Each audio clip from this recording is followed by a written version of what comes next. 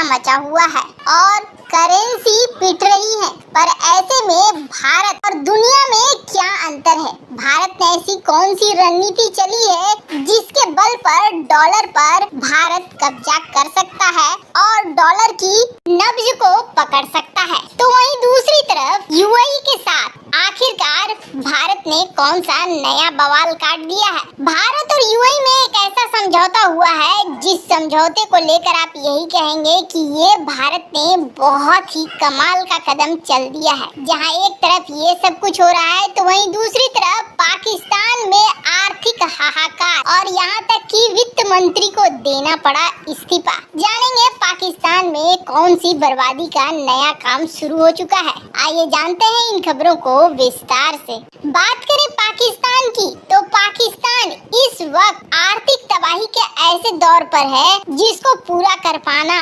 संभव नहीं दिख रहा है। पाकिस्तान इस वक्त 10 से 15 साल पीछे जा चुका है और उसका आयरन बिरादर चीन भी साथ छोड़कर भाग चुका है। चीन से कर्जे को रीस्ट्रक्चर करने की मांग कर रहा है और इसके अलावे दान में कई बिलियन डॉलर मांग रहा है पाकिस्तान, लेकिन डूबते हुए जहाज पर कोई पैसा नहीं लगाता है और ऐसा ही अब पाकिस्तान के साथ हो रहा है। हालांकि चीन के मामले में ये देखने को मिला कि चीन ने श्रीलंका में भी यही रणनीति अपनाई। जब श्रीलंका डूबने लगा तो चीन वहां से फरार हो गया, तो वहीं पाकिस्तान जब डूबने लगा तो मदद के नाम से वहां से भी फरार हो गया। दोनों ही जगह से मदद के नाम पर चीन ने कुछ भी नहीं दिया, पर हाँ दुनिया भर से मदद मांग रहा है पाकिस्तान। और पाकिस्तान के वित्त मंत्री भी दुनिया भर से मदद मांग रहे थे, लेकिन अचानक से अब पाकिस्तान की सरकार को लगा कि पाकिस्तान के वित्त मंत्री भीख मांगने में सफल नहीं है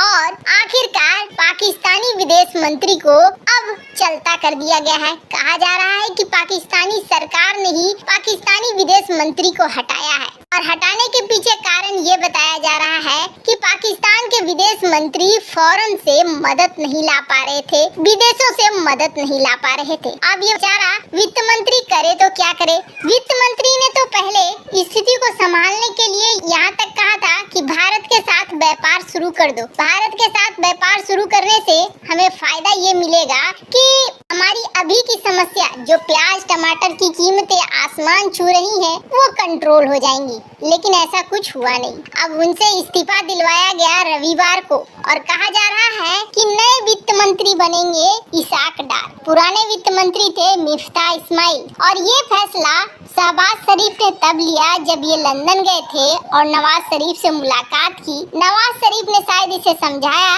कि वित्त मंत्री मिफ्ता इस्माइल को हटा दो, स्थितियों को काबू में लाने की कोशिश करो। खैर इससे तो संकट मिटेगा नहीं, चाहे डार हो चाहे कोई हो, क्योंकि इन्होंने जो रणनीतियाँ बनाई है वो रणनीतियाँ भीख मांगने वाली बनाई है। जब तक कहीं से कोई बड़ी मदद नहीं आ जाती है तब तक इनकी स्थिति संभलने वाली नहीं है। और ऊपर से कहते हैं ना, एक तो कोड़ ऊपर से खुजली, वही चीज है बाढ़।